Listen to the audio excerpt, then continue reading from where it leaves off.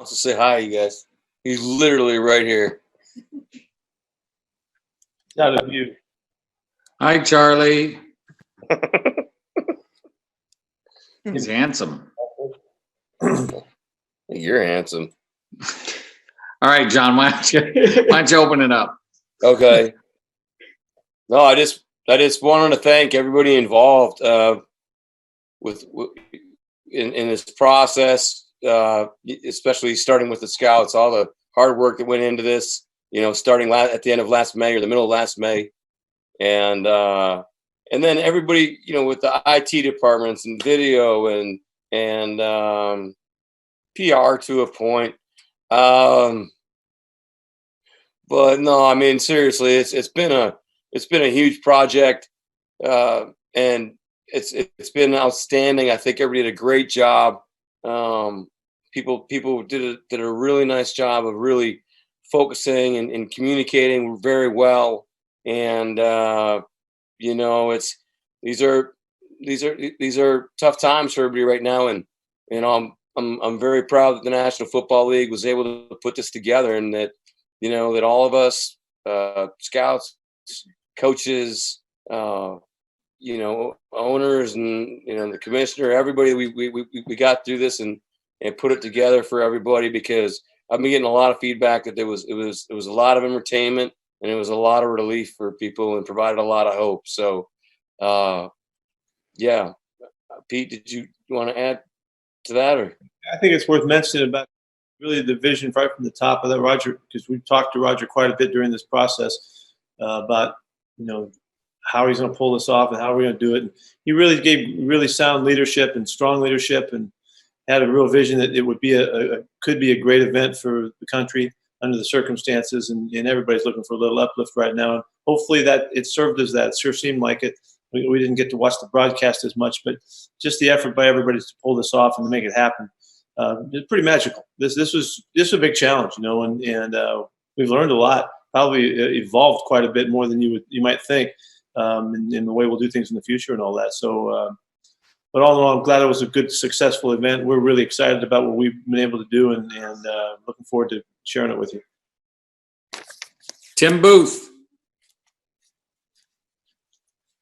Hey guys, would it be fair to say that there was a little bit more of an emphasis this year on guys who are a little bit more refined, whether they be seniors or a little bit older, or they be from Power 5 conferences? All 8 of your picks were from Power 5 schools, just because of the uncertainty of how the offseason is going to look and their developmental process.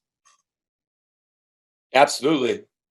I mean, not necessarily an emphasis, from a conference standpoint, but an emphasis to try to find people that we're going to be able to click with our coaches and vibe with our locker room, and be able to do that in a very, very quick manner. And so I thought our scouts did a very, very good job of emphasizing that and working with the coaches in terms of how they were going to fit, for the 2020 Seattle Seahawks. And we were so organized,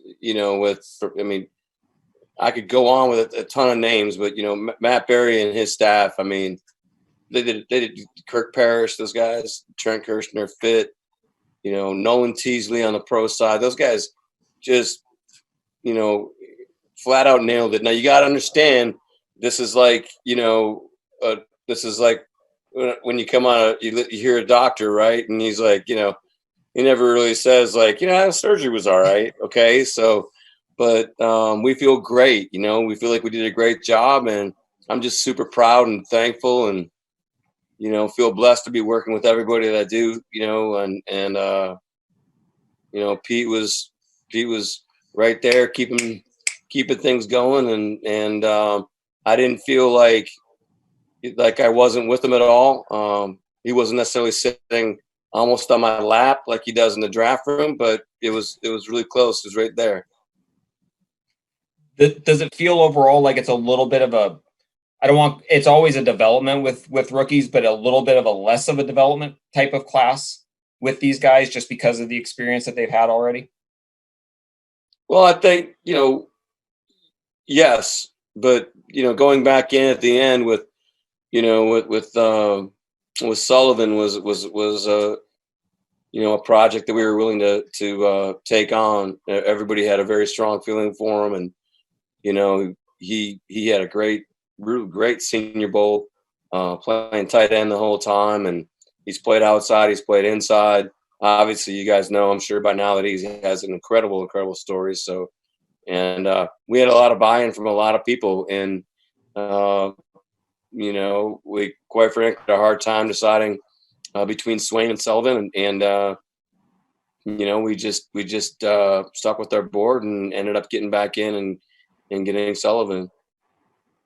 But he would be the one person of the group, yes, to answer your question, that is, a little bit more of a developmental prospect. Thanks, John. Bob Condotta. Hey, John, you added another defensive end today. How do you feel in general about that position right now, just kind of the pass rush and the defensive end, and just kind of with everything you've done, including signing Benson and Bruce and stuff like that? Very excited that our coaches are excited, and they're constantly putting together like a mix of how are we going to use this guy and how are we going to use that guy, and Pete's right, and it's probably a better question for Pete.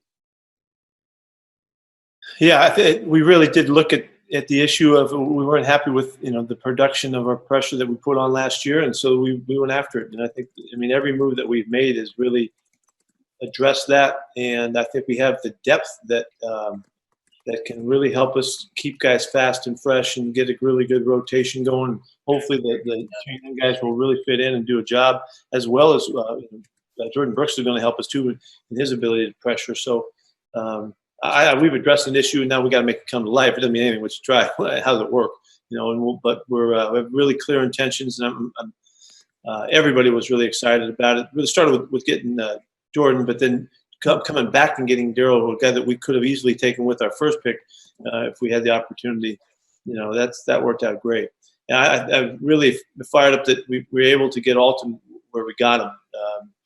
Because he's got the ability in the production to do stuff like guys that got picked quite a bit higher. So we were fortunate to get that done.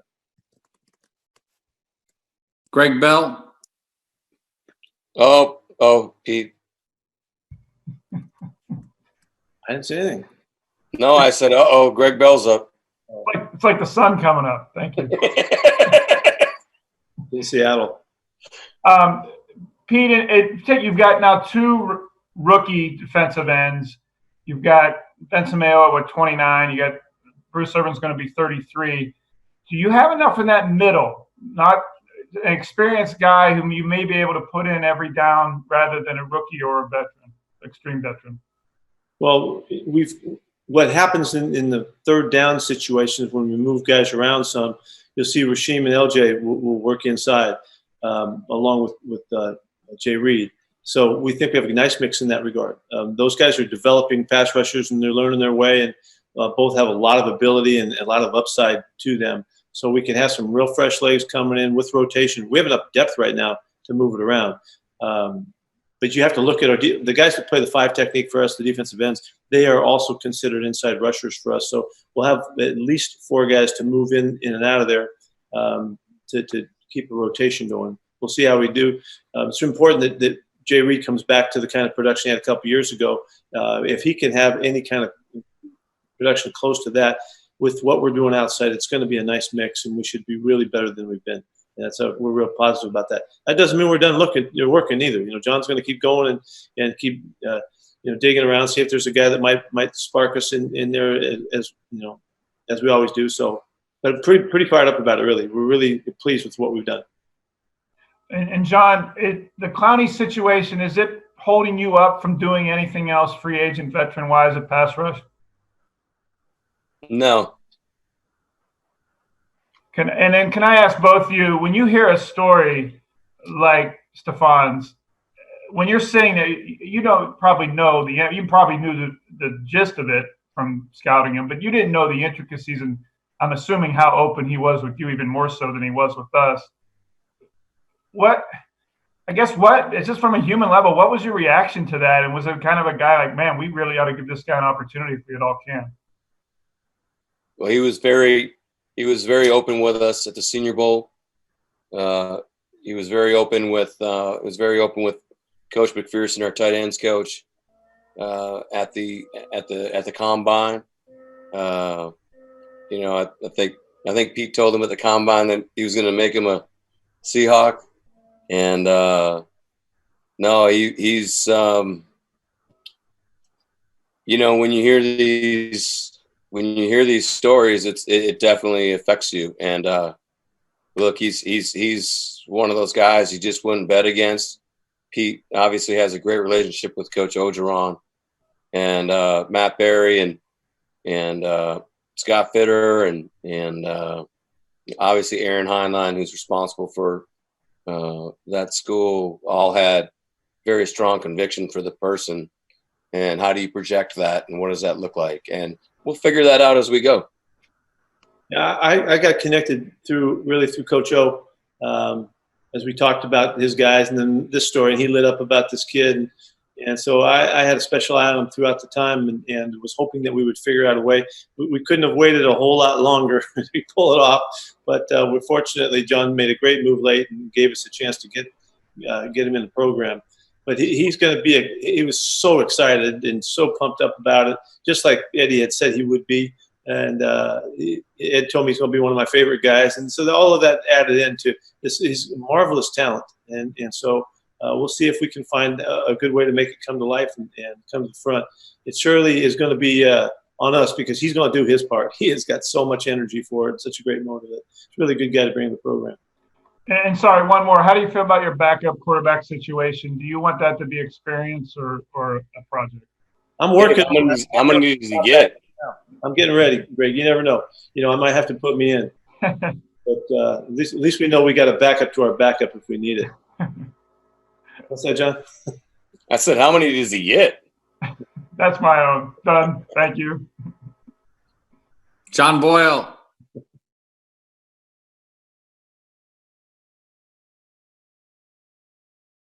John, you're muted, I brother. don't know what's happening. I know. I was having. There you go. Yeah, you gotta get used to this stuff, Johnny. I'm gonna blame my children. Either one of you with Pete. What's that?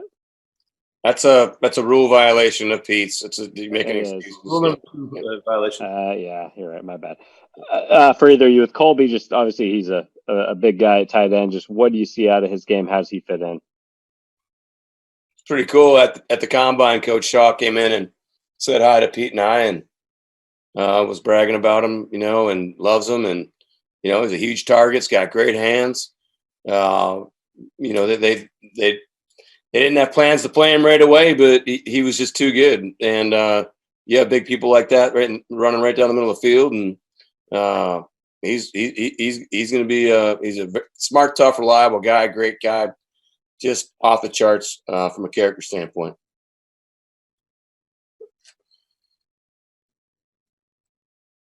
Corbin Smith. Hi, Pete and John. This is class, obviously, tons of players with versatility. Darrell Taylor's played outside linebacker and end. You get several other players here that have played other positions. And DJ Dallas in particular was a receiver, moved to running back. That was a position of need. What do you guys see in him that made him worthy of picking in the 4th round? How's he fit into the offensive scheme?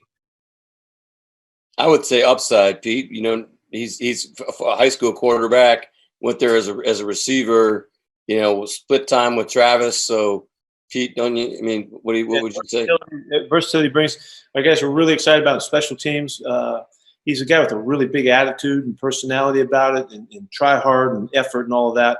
So that with the mix, you know, he's been a wildcat guy back there in the backfield, and that just adds to, you know, the makeup that he brings that makes him unique. That's kind of the guys that we love to fall for, you know, and hopefully, you know, he'll contribute in many ways. And so versatility is a big deal with him. Thank you. John's had enough. Art. Pete, kind of a bigger picture question. The NFL and Seahawks and had gotten through a real milestone here by pulling off the draft in the middle of all this. But now comes probably the hard part, is managing these guys, especially the young guys. You're in the middle of a pandemic, which I think is unique in all of our experiences. What do you see in terms of managing people on a day-to-day basis that might be unique in this situation in the weeks ahead? Yeah, we're really in the mode of adaptation, through everything. Look what we just did. Everything is kind of fluid and on the move, and we've got to be flexible. And it's going to be the same with our guys when as we start up Monday. Monday at 10 o'clock, here we go. We're into the virtual phase 1 for the first time ever. Our coaches have spent a lot of time trying to be creative and inventive in how we're going to present stuff to try to capture them. One of the things about our program, it's so energetic and there's so much interaction and relationship stuff that goes on. This is going to be different, and it's going to tax us in different ways. So we're looking for all of the edges that we can find and the nuances we can create that will make this a really special and unique time that will be meaningful. It's going to be different, though, of course, and so all I can tell you is it's just one big challenge. And so what we have to do as coaches is continue to push ourselves to see things new and see things new for the first time again. That we won't know until after our first. We got to have a meeting with 90 guys or 70 guys are going to be on that call on Monday. And then I'm going to start it off, and here we go. And then they're going to split up, and they're going to have to go to their own coaches, and so we have to. Just think of the technical challenges that we have, but. We have been practicing, like always, whatever we're doing. If you got to practice to get good at it, and our coaches have all been working at it, and we've been envisioning how this is going to go, and it's going to be really fascinating to see how we work. None of us can project. What are we working towards? Are we working towards phase 2? Are we working towards coming back together? We don't know. We don't know about camp or any of that stuff right now. So we're just going to keep hope alive and just keep pushing and keep these guys entertained and call on them to be a very big part of what we're doing. We're going to. Have you developed Go ahead. Excuse me. Have you developed an idea about how to deal with these guys whose families and friends have been touched by the virus and how to manage that? Well, we're going to be like we have always been. We're going to be very open-hearted and we're and very willing to support them in whatever ways we can.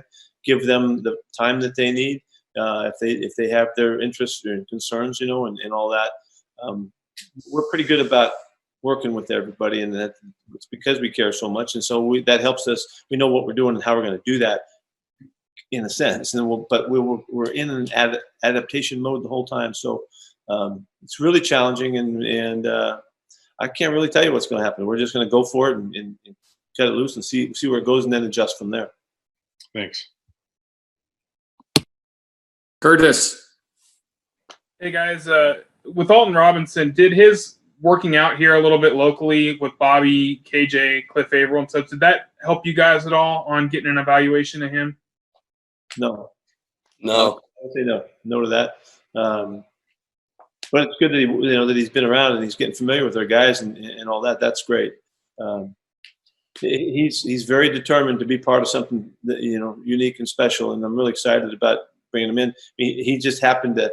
He's got some sense. Look what he did. He came to town here and started working out with our guys, and next thing you know, he's the teammate. So I'm going to keep my eye on this guy. I want to see what he thinks he needs to do next, because that was pretty inventive. And how would you kind of contrast him and Darryl specifically in their skill sets and how they might play off of each other? Well, they're both kind of classic edge players. They both have a good sense for it. They both have good get off. They both play with good leverage. They're not just flashy guys. They have the strength and the kind of the girth in their lower body to power around the edge and to turn the corner like the good guys do.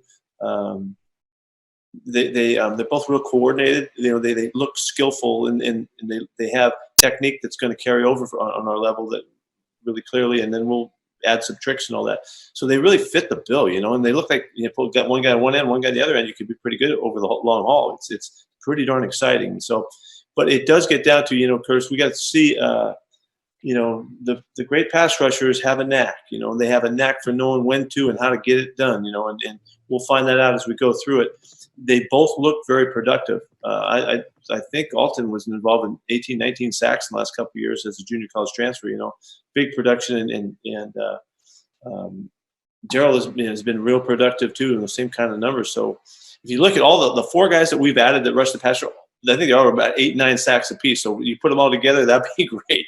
These guys can come up and create, something like 36, 40 sacks combined. Shoot, we'll really have hit the mark. Thanks, guys. Appreciate it. Joe Fan. Yeah, Joe. Pete, you guys, or you mentioned at the combine that nickel was Ugo Amadi's job to lose. You guys didn't really address that, at least in the draft with your 8 picks. Where do you feel like that position's at, and then who might be, his top competition there? Well, you're going to see us create the challenge there for him, and there's some things that we're working at. I don't want to tell you all of it right now because I like to keep it under wraps. But there's some different things that we're going to try. He did a nice job his first time out. He really didn't have much competition at it once he got in there, which was okay. That's how it worked out. But he's going to have some this time around, and hopefully he'll just continue to get better. He did a reputable job, but we want to try some different combinations. If you remember, from one extreme, we had linebackers playing in the nickel spot. Michael Kendricks was out there last year, and that worked out pretty well for us for the most part. So that's from that extreme all the way to there's some other guys in the ranks we're going to give some shots to. So let us show you when we get there. But I'm looking forward to it. Cool, John. I'm just curious, who's coming to fix your walls? That's a great question.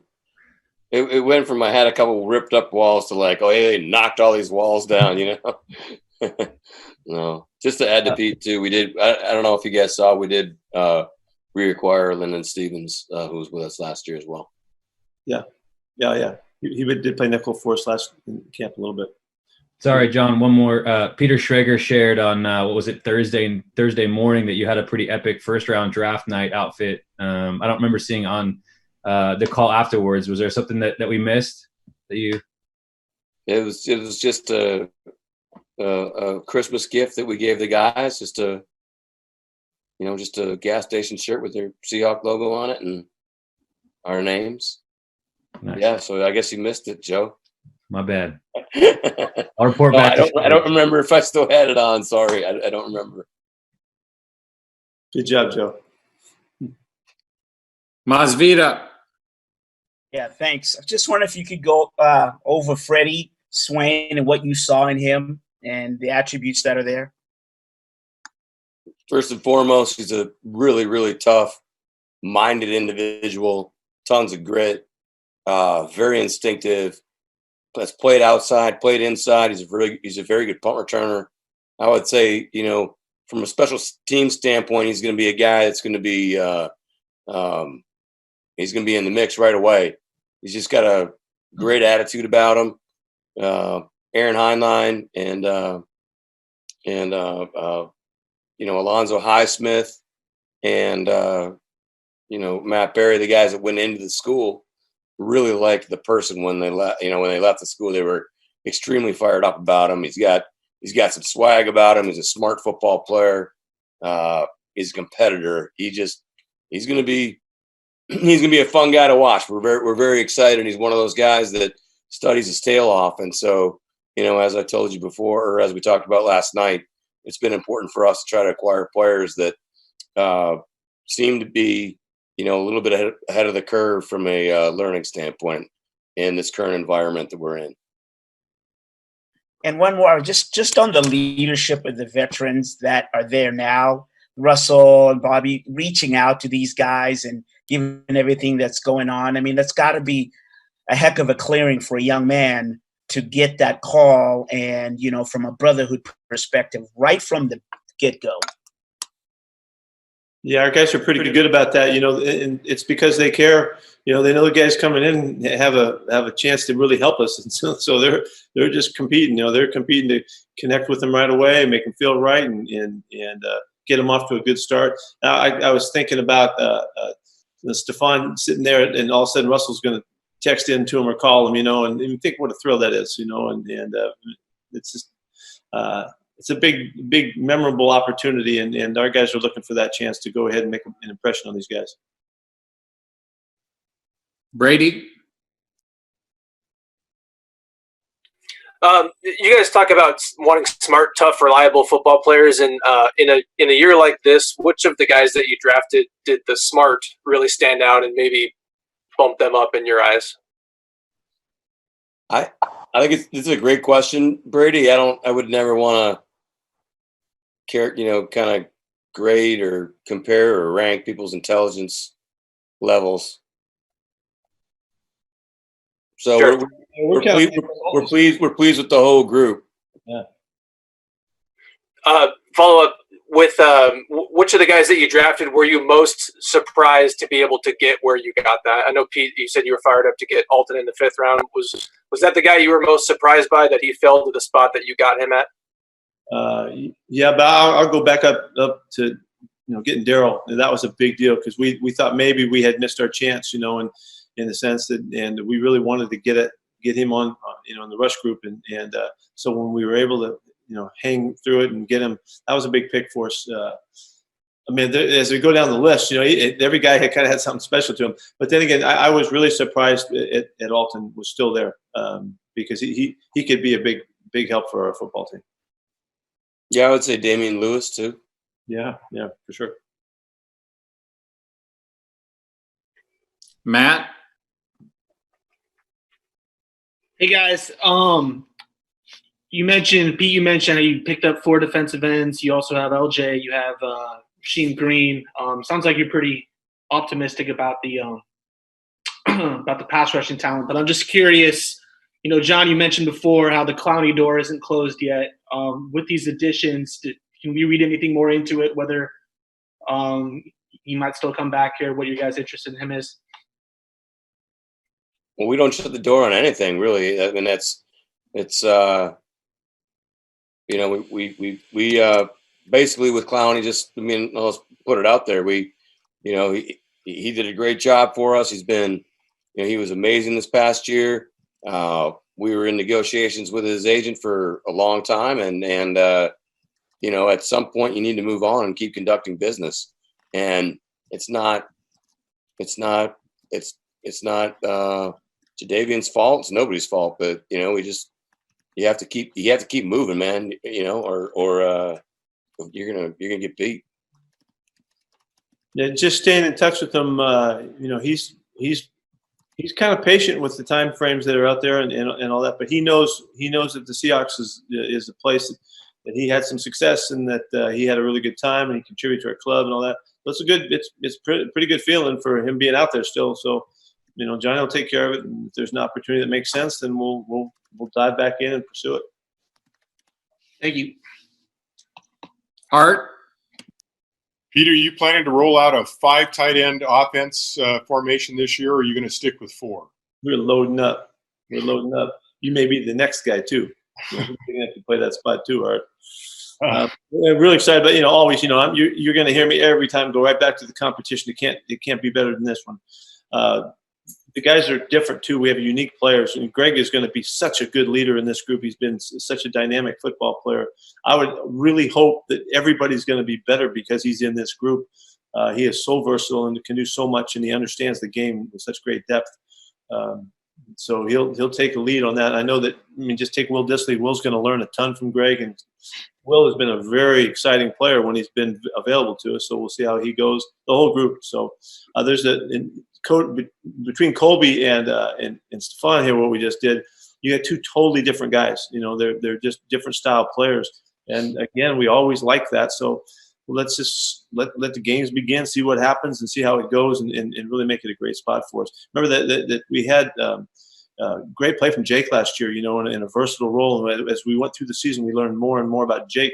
He gives us a chance to do some things that are unique just to Jake that nobody else will do. So. It's been an off season of creativity for us to try to make sure that we open up the opportunities to showcase the guys' strengths. And so these new guys come in, they just add more dimensions to us, and looking forward to it. What do you most like about Parkinson? that he's been such a rock solid kid. He's just been. They rave about his commitment and his consistency, and I'm hoping with that frame that we can beef him up a little bit and he can become a really effective blocker for us. He's an enormous kid, and the catching stuff is all there. I'd like to see him develop as a blocker and become a unique player there as a combo threat. Thanks. Bob? Yeah, I just for either John or Pete, do you feel like the draft was any different in any way in terms of where players got taken and stuff like that because of the uniqueness of this? I mean, there was just a lot of talk going into it about whether there'd be glitches or things like that. Do you think anything was really different at all in terms of who got drafted and how it unfolded in that way?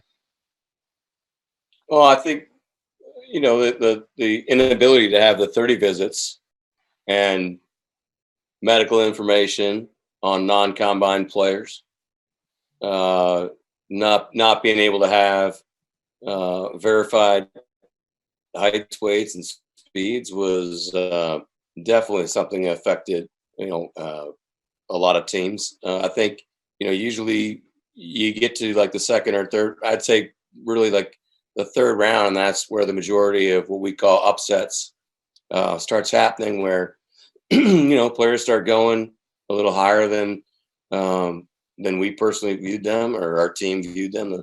But the only difference really was that you didn't see as many trades in the first round. And but rookie free agency, which our guys are still working on right now, really that's really been intense, and they've done a great job of figuring out how to coordinate that. Sarah, my assistant Sarah, and Matt Berry and Fit and Trent Kirshner and Matt Thomas they've done a great job with it. But that was a big difference. I was going to ask, speaking of that, there was just because he's a local guy, I was going to ask. There's a report that you guys have signed Anthony Gordon of Washington State. Is that anything you guys can comment on? Or? We just received a memo from the National Football League. We're not going to be speaking on that. Curtis. John, I think Stephon only had 46 catches over his 4 years at LSU, just the limited time at tight end that he mentioned. How tough was it to get an evaluation on him as a player, particularly with so many other great guys down there at LSU around him too, to find enough of what he does well to kind of get a sense for what he is at this point, and how much of a leap does he still need to get to? Well, I think you hit it. You touched on it right there, right? He's playing on a national championship team with a ton of talent, and they're trying to figure out where to play him. And I think they had like 178 players drafted or something like that, and they're like that place was. Coach O's got that place rolling right now, and he's been around a lot of high intensity, high football IQ people that really influenced the guys that went into the school, and then as our studies continued throughout the fall and into the All-Star game. When he got to the All-Star game, I think you guys know Jim Nagy used to work with us here in Seattle and now runs the game. So we were able to get great reports on him down there and spend some real quality time with him. And again, Aaron Heinlein did a great job interviewing him and really getting a lot of those boxes checked that we needed to get checked. Yeah, I would say to you that the first thing that Coach O would say about him is that they just, with all of the talent that they had, they didn't use him enough, and that they weren't able to get him in there enough. If they kind of kicked themselves, they wish they would have been able to. That's why they moved him around to make sure that they did utilize him. But he is really he's a young player at his position, so there's a lot of growth there, particularly the stuff at the line of scrimmage. He's a receiver. He's a catcher now. He can run and catch the football, and he's exciting there. We have to develop his game. He's very willing, which is the most important. And at this point, as we transition, but it's a harder evaluation, of course, because there was not as many plays.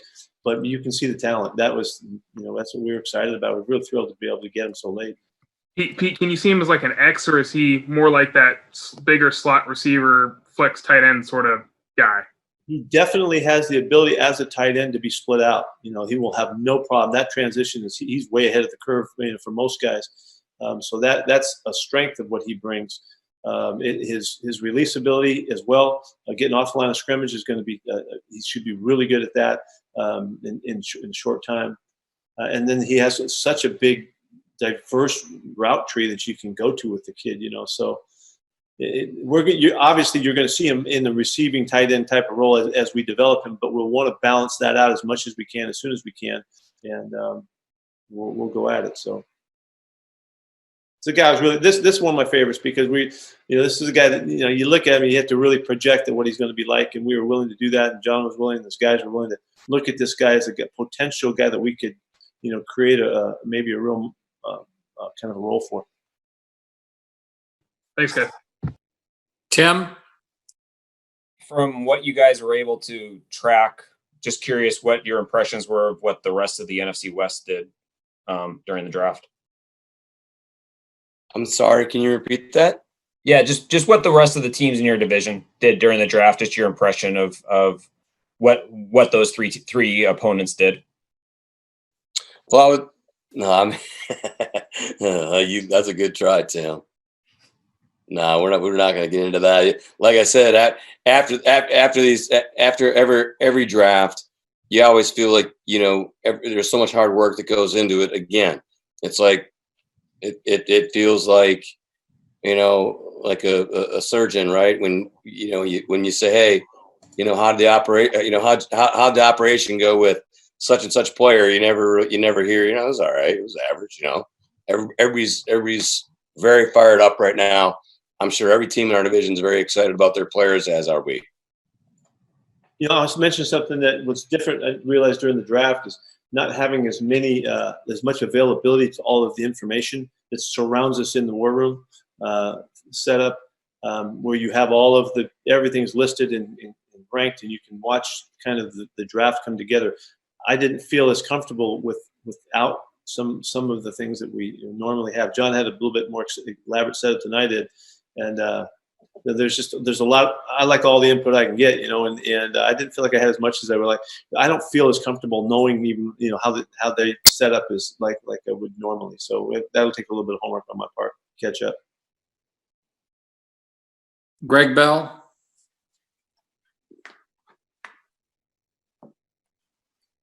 Pete, how long, in a best case scenario, Pete, how long, or I guess how short do you need to have players train before a season can start?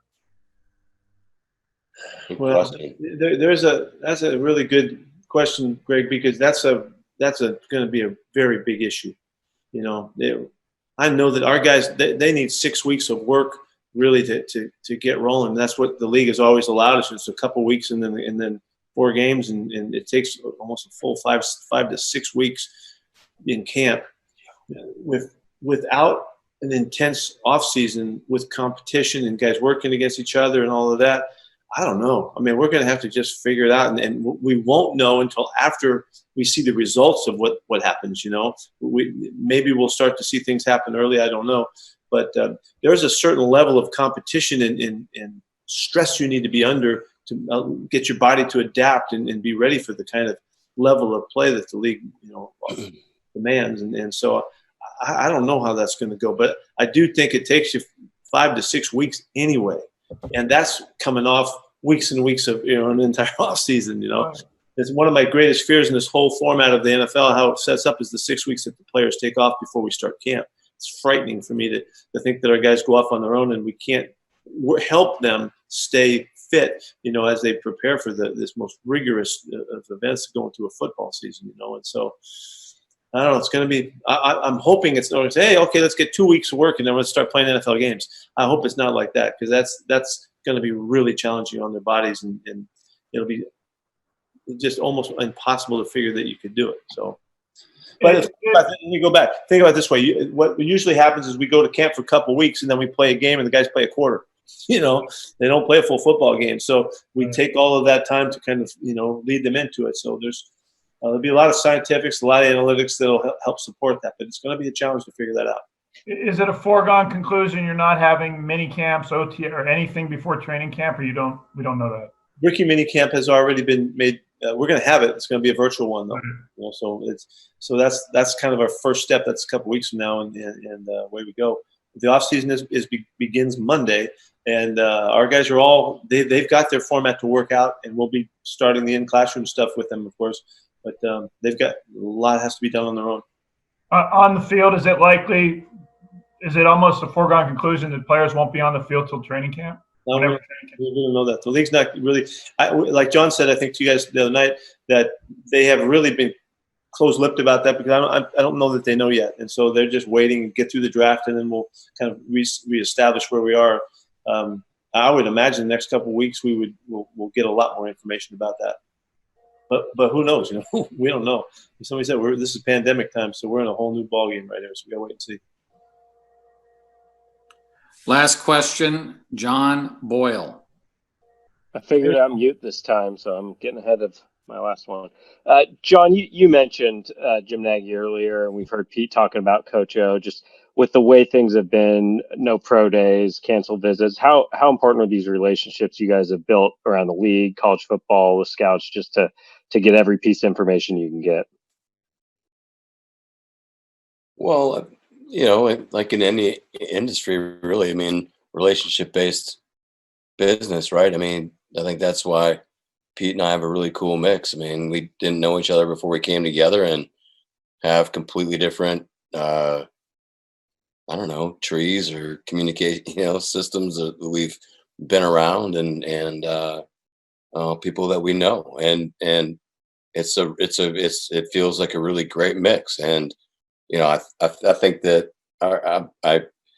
I'm very proud of our scouts and our personnel guys and the coaches and how they interact with all their friends and communicate to try to get as much information as we possibly can.